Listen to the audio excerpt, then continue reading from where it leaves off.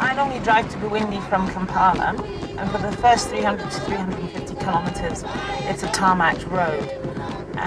From that point onwards, it's a murram road, which is generally quite good, but there are several sections of it which are quite rocky and bumpy.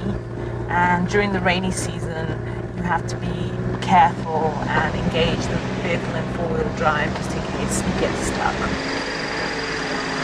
The Bwindi Peninsula National Park is one of two places where you find the mountain gorilla. The other place is the Virunga volcano region, about 30 kilometers south of here. Apart from being one of the last remaining habitats for the mountain gorilla, there are several other endemic species which are only found in this part of Africa. Due to the conflicts in the region, there have been mass population movements, particularly in the mid-90s, when a lot of people left Rwanda and became refugees in the Democratic Republic of Congo. And this influx of people put pressure onto the protected area. They needed wood for fuel. And what they ended up doing was going into the forest to get that wood. I want to go to park headquarters. Okay, thank you.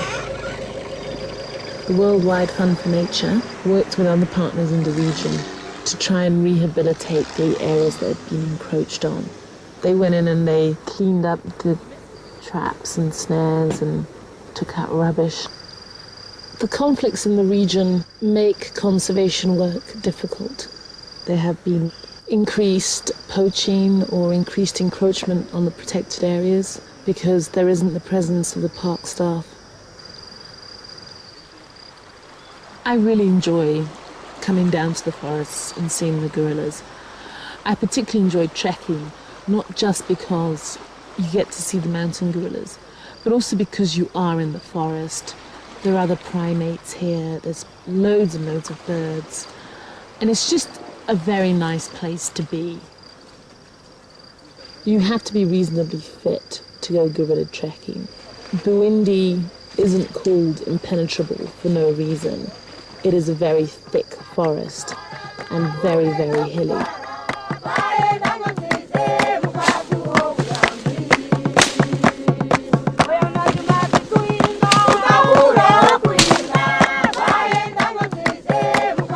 Have they found other nests? No. The trail yesterday is coming. Oh, it's coming. Oh, so you're just making sure it isn't the H group nests. What happens is you will go to the point that they were seen at the day before. And from that point on, the trackers will be tracking the gorillas, following the fresh trails. I'm actually standing in a nest right now. They make new nests every night. They generally don't come back to the same nests. And they just flatten down the leaves and lay down in them. Once you approach the gorillas, the guides will tell you to keep your voices down, and then the guides will lead you to where the gorillas are.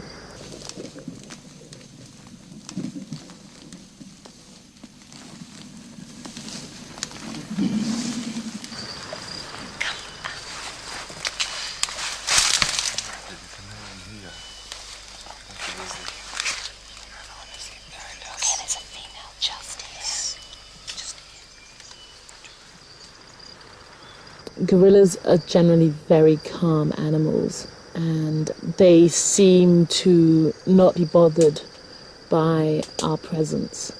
And you'll generally find them eating. The juveniles tend to frolic around and play with each other.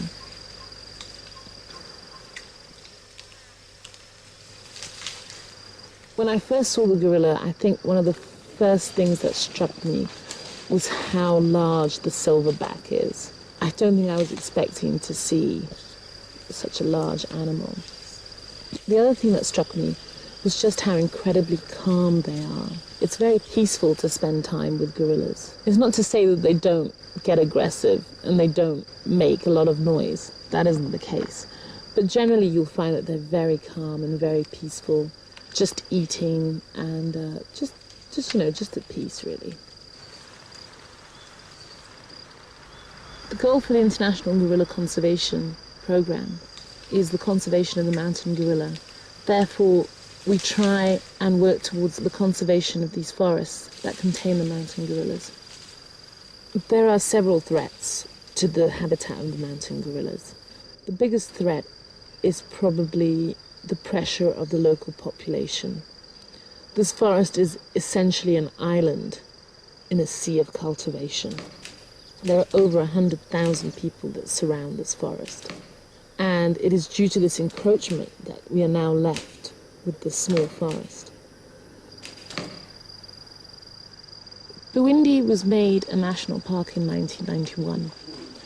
The local communities resented the fact that they were not allowed to have any access to it.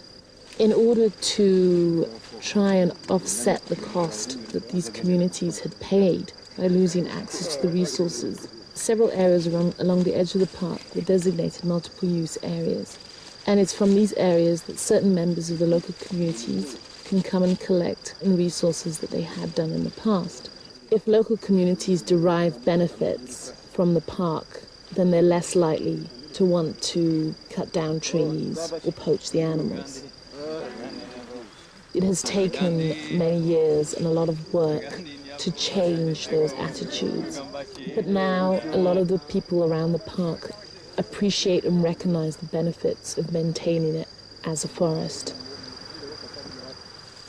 It's a bit like ginger.